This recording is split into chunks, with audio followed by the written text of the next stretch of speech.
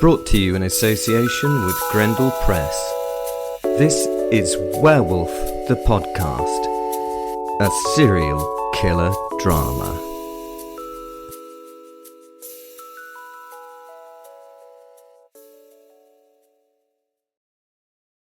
This is the end, beautiful friend.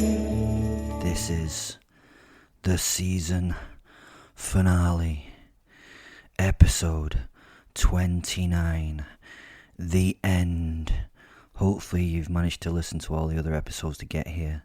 If you have, realise the hard work that this werewolf has gone to for you. And by going to the link in the descriptor below and buying him a coffee, support the show. There's also a book you can buy if you want, that'd be really cool as well. So, this is the end. As time went on, my level of independence while working became greater and greater. They seemed to be trusting me more and more, testing me less and less. Due to this change, I enjoyed the fact they now had me down as part of their team. There's no I in team, and I am an I.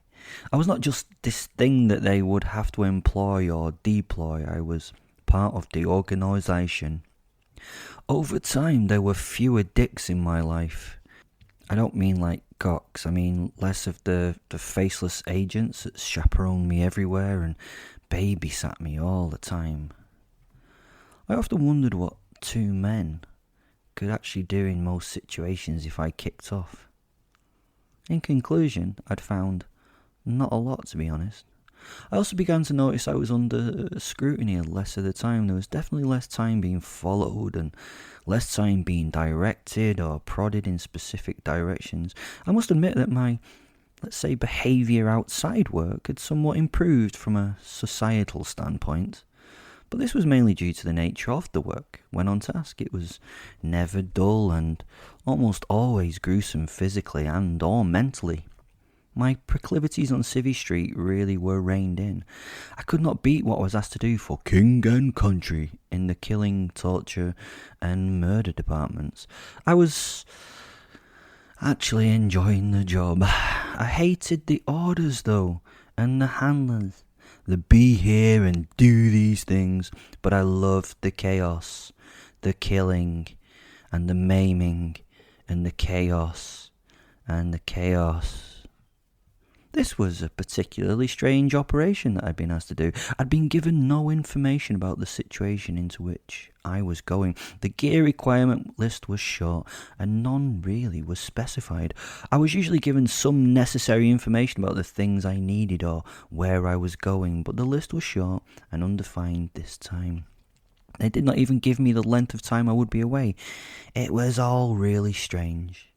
I was just given tickets and an itinerary. I was not even given a car to the airport. I had to get there myself. It was also strange that I'd not met the chief and that they'd let me fly by myself without accompaniment on a standard passenger plane. It was as though they trusted me not to be myself. The flight was very civilised for me. I usually was forced into the back of a cargo plane, or if they were in a rush, a private jet, which I always appreciated. Sometimes I flew on passenger jets with others, but then only accompanied by handlers, hoping that they would stop me from doing anything rash. I took this as one of their usual tests. The plane was probably stuffed full of their people, as the chief called them. I was tempted for a brief moment to see if I could cause a plane crash, test my powers of survival, but although it would be fun in its own way, it would probably lead to just fucking inquiries and a lot of bullshit. I would be back in my cage somewhere getting bored if I did the whole plane crash thing. But should I do it? Should I not? Should I do it? Should I not? So tempting.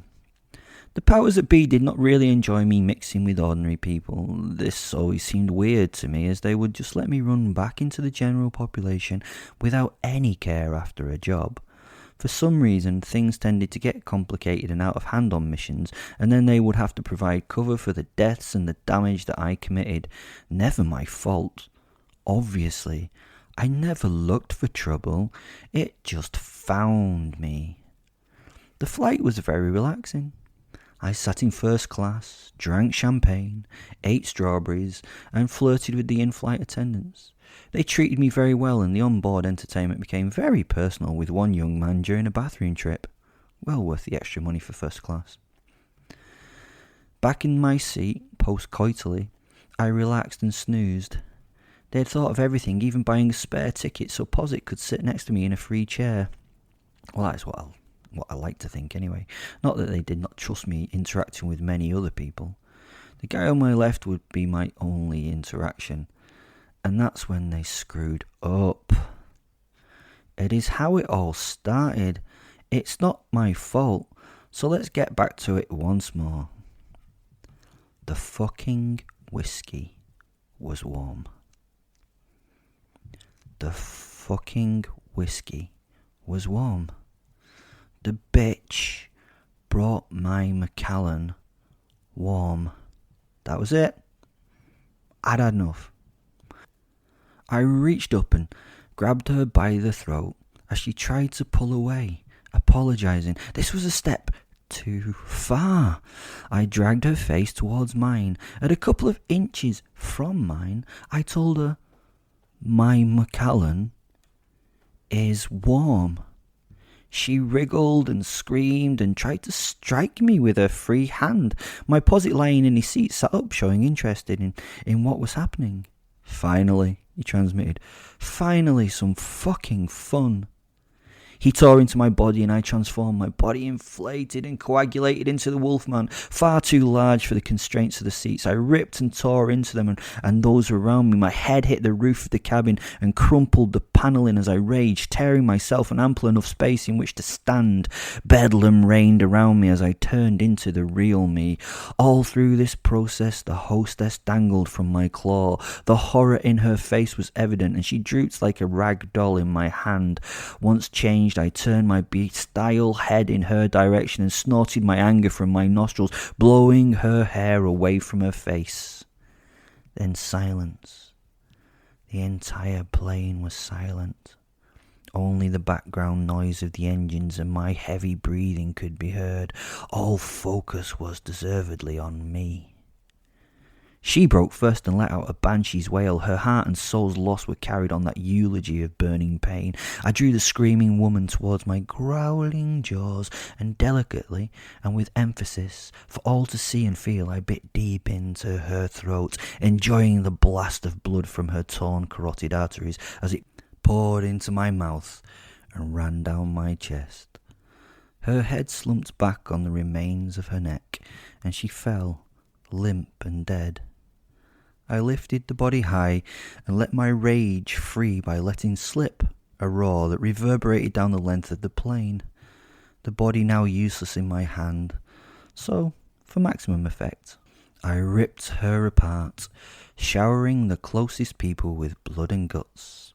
For a moment, all became quiet and still, but not for too long. I wanted to murder more. The people were in utter disbelief at this moment. This couldn't be real. I sniffed the remains of the body and the broken rib cage and broke it further like a fortune cookie. Then using my index claw of my right hand, I pierced and plucked the still beating heart from the woman's body. I gently placed it in my mouth and sucked on it as though it was some sweet candy. The people just watched this display. No movement, no fear yet, no noise, and no hope. They were trapped in a flying cigar tube in the sky with a fucking monster. When the screams came, they came in unison. The waft of their intense fear washed over me. It made the hairs of my pelt rise in delight of their loss. They were now panicking and trying to tear themselves out of their seats, desperately trying to scramble away from the maddened creature that had somehow just appeared before them. They were pushing and barging one another out of the way in their haste. Some fell to the ground to be stood on. These were crushed and smeared into the floor by the feet of those hell-bent on escaping. I came back into the moment, killing my other travel companion in the chair next to me, the now trapped fat businessman who had been annoying with his flatulence on the journey. A wolf's nose is very sensitive, stared up at me, his mouth opening, and oh, I stamped him into his seat, into a bloody pulp. The razor-tipped claws of my feet tore him and the upholstery into one bloody pile. His 2 ugly kids and his plump wife at home would never have the pleasure of the fat, sweaty farter back in their lives. You would have been convinced that the plane was shaking with turbulence, but it wasn't. It wasn't the turbulence. It was my anger that rocked us in our flight. A warm Macallan.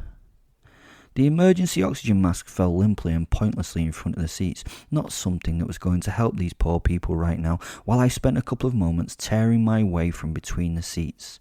Once free, I continued my way to the front of the plane, ripping and mauling all that stood in my way. The crowd were now falling over each other as they tried to run away. I had no resistance from these poor foes as I grabbed the body here and there, eviscerating and dissecting them in a vicious and violent balletic-like performance. Moving to the front of the plane meant that I had to remove seats to let me pass. Some of the seats I tore out still had the passengers in them. These were easy kills, tearing them bodily from the uncomfy chairs and crushing the mangled remains before tossing them behind me as I moved on.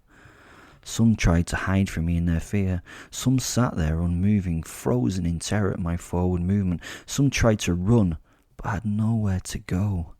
This was not like shooting fish in a barrel. It was like mauling humans in a flying metal tube. It was easy, and soon none stood any more. The floor of the plane was a pool of cooling blood. Chunks of flesh were pushed to and fro as the blood lapped back and forth like some horrific red tide. Most were dead.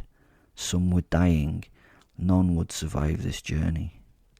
I'd made my way to the cockpit, tearing off the terrorist, not werewolf-proof door, and dragged my massive frame inside the cramped space. The cockpit was dark. 2 men sat staring at me, blinking stupidly. They'd been watching the whole massacre on the little CCTV displays of the cabin as the autopilot did the actual flying for them. I grabbed both of the pilots. I think they're both pilots. One with each hand as they panicked and simply crushed them in my grasp, tearing each of them apart with my jaws. I then began to smash into the controls of the plane. I knew I would have to turn off the autopilot to make this fucking thing crash. But in this form, it was just about ripping the cockpit apart until all the warning lights and buzzers stopped and the aircraft started to plummet from the sky.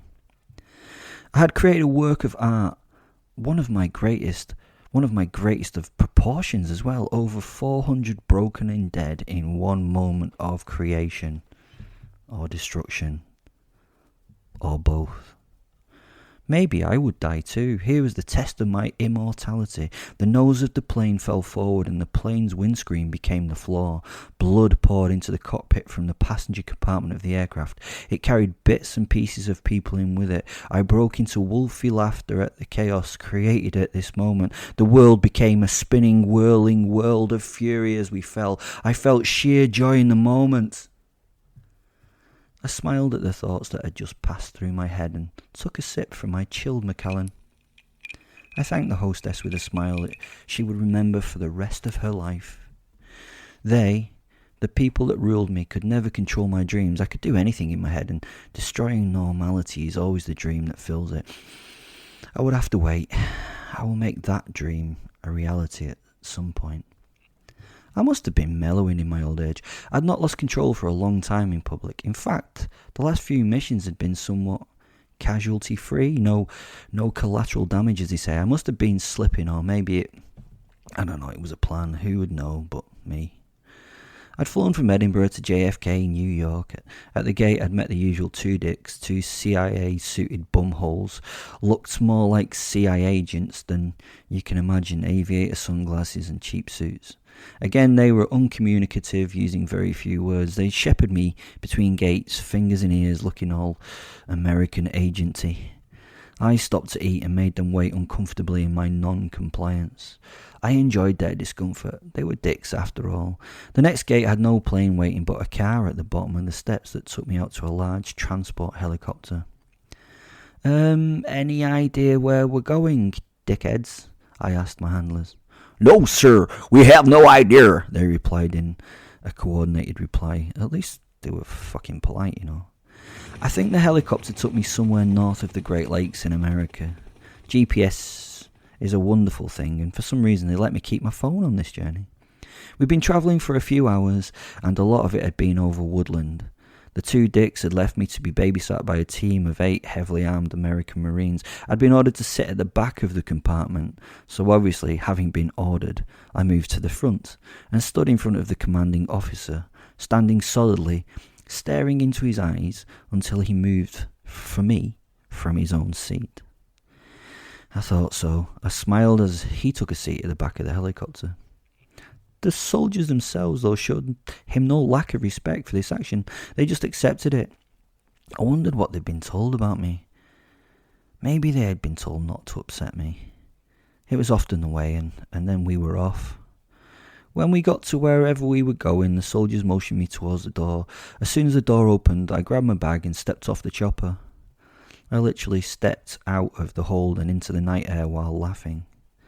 I landed my now usual deep lunge superhero landing on hitting the ground, very Celeste-like, from Underworld the movie. I looked up at the open doorway above and at 3 faces that I waved my thanks to before standing. I'd fallen into a small clearing and looked around the wooded site. I took in the sounds and smells of the forest and recognised one scent above all. He was here. The chief himself stood on the edge of the clearing in plain view. He nodded at me and motioned me to follow after him. He was dressed very strangely, in a way I'd never seen before. It was most un-army-like. He wore outdoorsman clothing, including colours and everything, not his usual army fatigues. I caught up to him and walked alongside him in silence. He turned and smiled at me. He was always a man of few words, and I appreciated that, and this was about as good a greeting as he ever gave. We continued to walk to the campsite by the lake, where a couple of tents around a central fire pit were. There was a lot of gear outside the tents, including fishing rods and rifle bags. This was unlike any job that I'd ever been on before. It almost felt as though it was meant to be something else. I would wait patiently to see what the evening brought. I was feeling a little uncomfortable due to my lack of knowledge of what the fuck was happening. The chief sat down in the camp chair and reached towards the fire, warming his hands, and then, without words, asked me to take a seat by him. It must have been cold, but I, as usual, had not really noticed. I sat and stared into the flames while I tried to work out what the fuck the angle was that they were trying to work on me. Was this a setup? "Would you like a beer, Will?" he asked. "Of course," I replied and nodded. He reached down beside his seat and into a plastic cooler and brought out a bottle of Budweiser, from which he removed the cap and then passed it to me without a word. He then got himself a drink, which he opened and sat back, taking a large swig. Then, wiping his mouth, he gave a huge sigh. The evening was truly beautiful. The sky a dark blanket with a dusting of stars. We must have been away from any large conurbations with light that ruined stargazing. We sat in silence for a long time, just drinking and admiring the view. The sounds of nature were in full abound. The crickets chirped in the background, and I could sense the life around us. I felt the rodents beneath the ground. I sensed the herd of deer that was settling down for the night at some distance. The owl in the tree above us was on the hunt. A bear in the distance, full and content. We were surrounded by life, yet on our own utterly. I sensed no other human being within miles of us. No smells, no unnatural noise. We were truly alone. At this realization, I smiled internally. Someone had fucked up, and at this point, I knew that it had not been me. I had been patient and waited for this opportunity. I knew it would eventually happen, so I grabbed it. The chief spoke. "Well, Will, I thought it was time we should spend some time together as friends. We are friends now, aren't we?" I nodded and smiled as I raised my bottle to him and toasted him. Again, inside, I was smiling, and Fen was smiling back at me. "You've done a lot of amazing work for us, and we're getting a lot of respect from the important people that do and think important things." He took a pack of cigars from his pocket, offering me one before choosing one and reaching for a branch from the fire and lighting it for himself. It was dark. By the powers that be, it was time that we got to know one another properly and see where we're going to go in the future. He paused and puffed life into his cigar. They believe that you are, in fact, enjoying your job. They think that you're actually feeling some loyalty towards us and our ideals. He was enjoying pontificating with his cigar, emphasising parts of his language. I smiled and laughed a little jovially. He really had no idea how my head worked. It thrilled me to realise that he was so fucking far away from the truth. What a fucking idiot. The posit rolled around behind him on the floor, laughing madly in my head. I sat, just staring at him for a while. Disbelief. Well, Chief, I've been thinking of something very different myself. I think that I'm on a point of retirement, I replied, taking a swig from the bottle and leaning forward, resting my elbows on my knees and looking directly at him. The Chief hesitated and sat back in his seat. He removed his cap and scratched his head. Obviously, he was irritated. I think that I've made a grave mistake then. He paused and turned to look at me. I assumed that we'd become friends and that we could work together in the future. I'm sorry, boss, I said, leaning back comfortably into my seat and finishing the rest of my beer. I don't want to do these things anymore. I mean, it's been fun, but I just don't like being told what to do by anyone, so I was just waiting for an opportunity to be able to quit, I sighed. And do you know what? This has become an excellent opportunity for me to quit in person to you. I can't sense anyone within miles. Normally, you would have a cover of at least a squad or two, but I can't smell or sense anyone. I paused and, for dramatic effect, sniffed the darkening evening air. No one's here for you. I left a long pause and gave a beatific smile. I am afraid the only person here is me. Again, I looked directly at him and pointed to my chest, a big smile across my face. I should therefore imagine that it would take a while for a rescue party to get to us, and I should imagine that they are probably on their way now. I looked to the skies in the pretense of searching for black helicopters. Yes, Will, you're quite correct. They are a few miles away listening to this conversation. Obviously, I miscalculated our relationship, he said, taking off his hat and scratching his head as he smiled up at me. I'm afraid so. We are supposed to have built a rapport between us, I mean you and me. We're supposed to be friends by now, and I get that, and through that I would have been much easier to manipulate for whatever ends that they needed. I think that they have underestimated my level of psychotic rage, I'm afraid.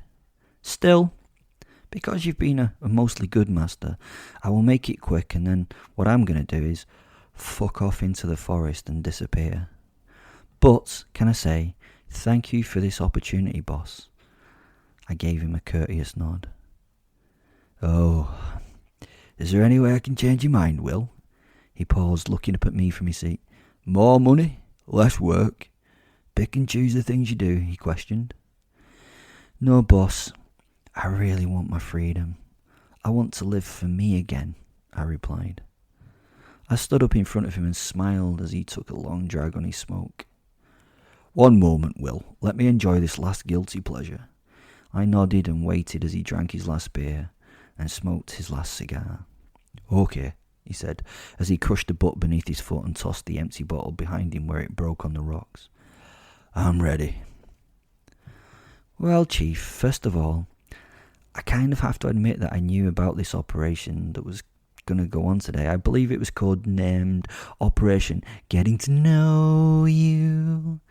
I sang the King and I musical line, then laughed. In turn, I have planned for today as well.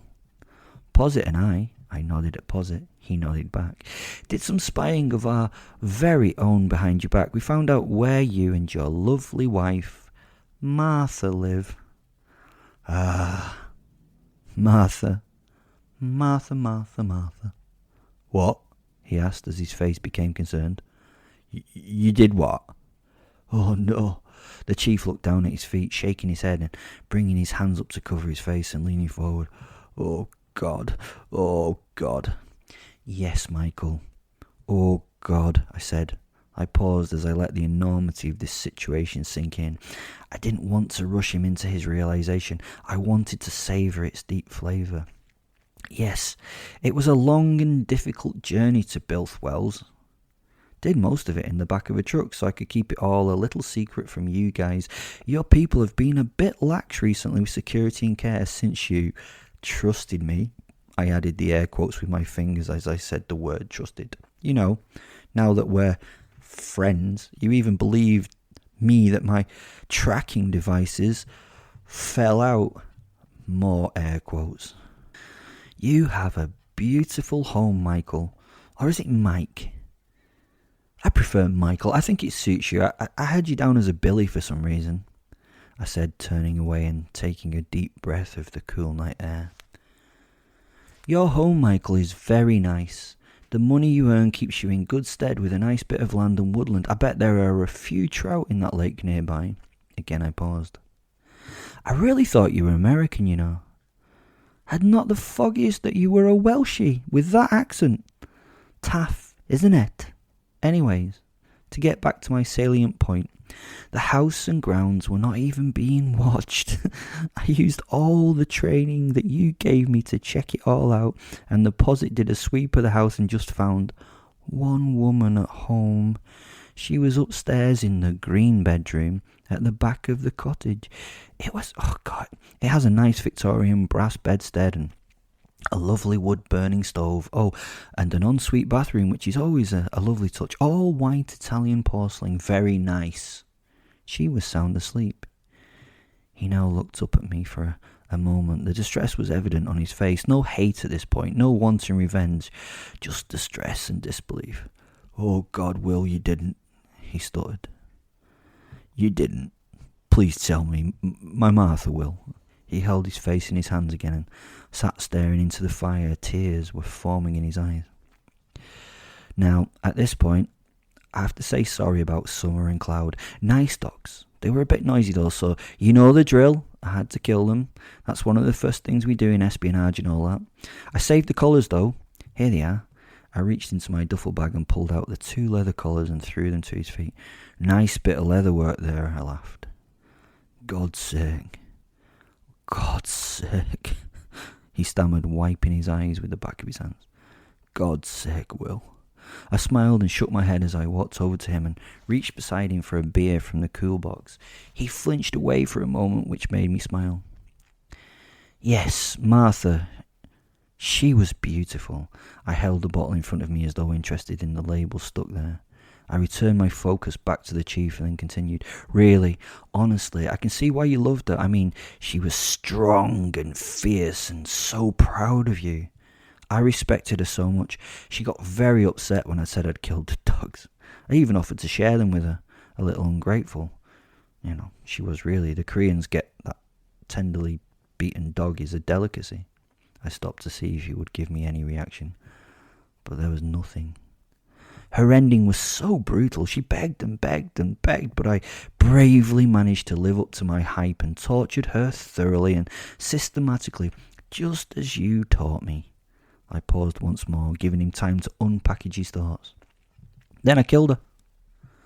Her liver was divine, I cliched. Only a light drinker, I think. I stopped to tear the top off the bottle and took what seemed like a well-earned swig. Lovely. Oh, she also told me about these. I reached again into my duffel bag and took out some photographs. I looked at them and then at him. Nice family. And you can see how much you cared. There were pictures everywhere. Vanessa is doing so well in IT. I showed him a group picture photo and pointed out Vanessa to him.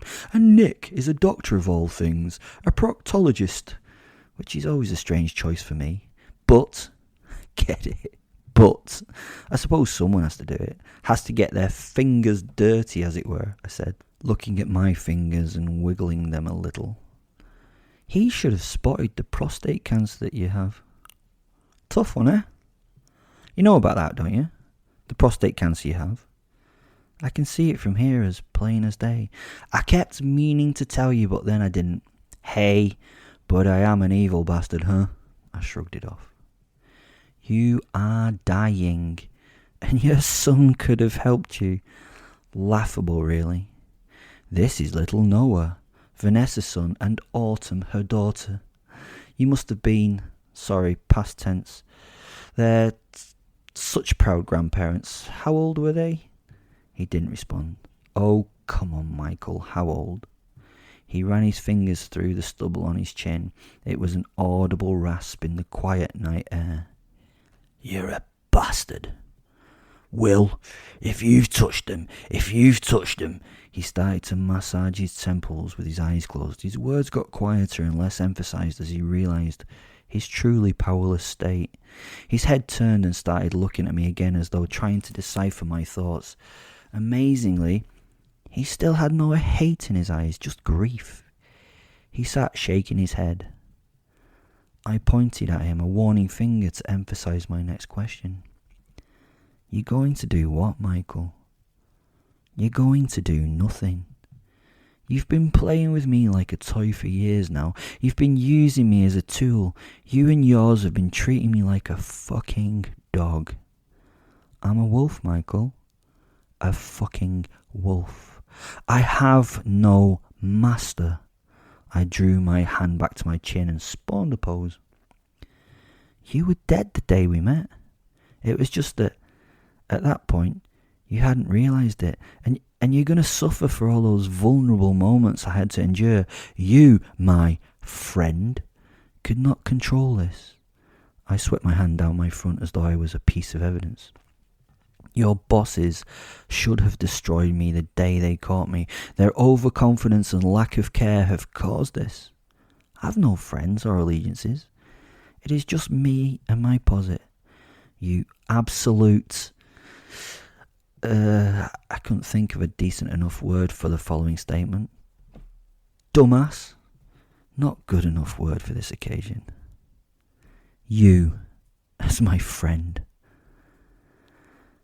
As though I would bow to you to fetch for you like a common mutt. I turned away from him, walking a small distance. Roll over, Will. That's a good boy. Sit by. Stay. Here's a biscuit. Bimby, bimby, bimby. Bimby, bimby, bimby. Bimby, bimby, bimby. Turning to face him once more, and with spit flying from my mouth, I shouted at him, No! I don't think he was listening at this point. Will, he repeated, head in his hands, rocking back and forth in his seat. Anyway, I promise you this. Your family is dead. I will wipe all that you hold dear from the earth. I know where they live and what they do, and with all the fantastic training that you gave me, I will get to them and I'm going to kill them. The only good thing from your point of view is that you will not be around to know this. He was sobbing. I could sense him breaking, crying. At last, this man showed some fucking emotion. At last, the confidence was gone and he was falling apart in front of me. I smiled at my posit, and he spoke to me in my mind. This is so beautiful, Will. Will, beautiful. Physical torture does not touch this. It's been a long time in coming, but it's so good to see. He was delighted.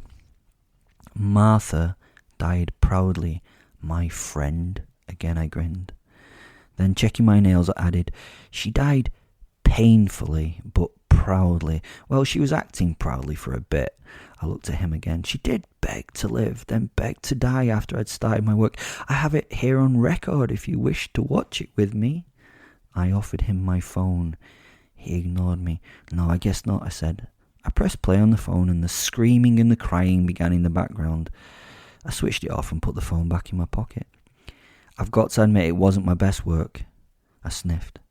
He slowly got up out of his seat and walked away from me to the other side of the fire. He paused and put his head in his hands once more. I watched closely, trying to gauge the man's next actions. It turned out that he just stood there and started to shake and shudder as the emotions of loss and grief overtook his frame. Eventually he turned to me, tears in his eyes, looking at me in disbelief. Why? He really couldn't understand what was happening. It's in my nature, Chief. Let me quote a few things you labelled me with quite early on. Do you remember the meeting with all those bigwigs back in the day? One of the gifts of being a werewolf is I have a didactic memory, so the stuff you said to those important people in that room is still there. I can quote it for you. I then gave him a list verbatim. 1. An all-around evil son of a bitch. I smiled. That's only true if you define my acts as evil. I must admit, though, I like it. Oh, and my mum was not a bitch either. She was just a mortal human woman doing her best. 2. He may look like a kind and gentle fellow, but let me tell you that he is one of the most psychotic and brutal killers I have ever had the pleasure to meet. That's true, I laughed. Although psychotic lends itself to the fact that I have some kind of medical issue or something, my psychotic tendencies to me are a blessing. Just my predatory thing. When I kill, I do care about it, well, most of the time. Anyways, I do have to eat. 3. He is a cannibal and a child killer and has personally dispatched untold numbers of people into the next world with his own hands or claws or teeth or whatever. That's not really true. I'm not really a cannibal, to be honest, although the rest of it's pretty correct. I've never eaten a werewolf. 4. He's a consummate liar and a narcissist of the highest order. This is also true, but I have to say, look at me. Of course I am. I love myself. Who wouldn't? Oh, yes, you. You would not love me right now, I mean. I pulled a sad face and then made a big false smile. 5. He is incredibly charismatic and the most dangerous living thing to strike the Western world since smallpox. Such fucking flattery, I said, waving a hand at him in a very camp manner. 6. He's already remembered your face, your smell, and whatever else his senses tell him, and will probably in the future want to kill you and yours for your humiliation. I don't think I will have time to get all of them. 1 or 2 will just have to do. 7. And listen to this one. I know he wants to kill me. I paused for dramatic effect, taking my hand to my brow and then swept it in his direction. Correctamundo, I proclaimed, and I'm going to, and everyone you know and you love. He fell to his knees, rocking back and forth as he let go of his emotions, taking his head in his hands. He fell forward with his forehead on the ground. The close-cropped grass muffled his despair. I walked over to him, standing over him like the god of wrath that I actually was. Do you know who Fenrir was in Norse mythology? I asked. My posit is called Fenrir, if I have to remind you, that is. I paused to wait for his answer, but rudely he just continued to cry. Disgusted, I kicked him onto his side where he took up a pitiful fetal position. I asked, do you know who Fenrir was? Which god have we become as a beast? What my destiny is? Still no response. Well, we are the killer of Odin, the All-Father. I stood above his prone body, gesticulating to the sky. They tethered me at the bottom of the world tree because they feared my power. They tricked me into being trapped for their pleasure, much like you did, Michael. Teased me even. Then when I broke free, I ate him. I ate Odin and brought about the end of the world, Ragnarok. I motioned to the heavens, expecting the clash of thunder to punctuate my sentence. It didn't. Annoying that. I slowly dropped my arms and gave my bowing thanks to my imaginary audience of fans. Then I crouched down close to him, a little calmer. Sorry, I whispered in his ear. The amateur dramatics in my soul took over. I patted him softly and laughed. Hey, it was not bad though, was it? I mean, if you take that all into account, I'm likening you to Odin. How cool's that? He turned his face up to me and smiled. Fucking 5-star mental will. Fenrir or whatever the fuck you are. I struck only one blow to his head. I promised a quick death. It crushed his skull and he lay still. He was, well, very dead, and I watched over him as he cooled in the evening air, listening to the crackle of the fire. I drank the remains of my beer and set the bottle down on the ground very carefully. I did feel a little sorry for the man, which shocked me. He'd been my master and my handler, but part of me had actually liked him. I then heard the noise of the choppers in the distance as they were making their way to us. I changed, absorbing my posit and becoming Fenrir the god while staring at the old man lying there. He trusted me. What a fucking fool. I laughed as a human throughout my transformation and laughed as a wolf. The laugh became guttural, inhuman. With one last look about, I ran into the trees. I would be hunted for a while, but they would regret that choice. They should just let me go. Now I knew of them. I learned how the systems they used worked, so I knew how to defeat them. This would be my greatest adventure.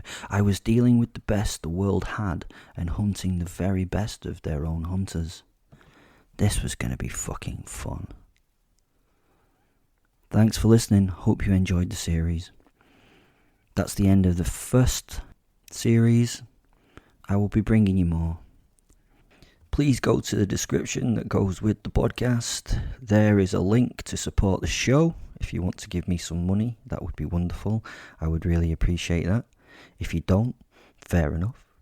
There's also a link to Amazon to buy my book. It's really cheap. Go and buy it. It's really cheap. Many have got it. Also, I will put a Facebook group link in the descriptor as well, so you can become part of my little psychotic community of wonderfully dark, broken, mentally asphyxiated people I love so deeply. Bye.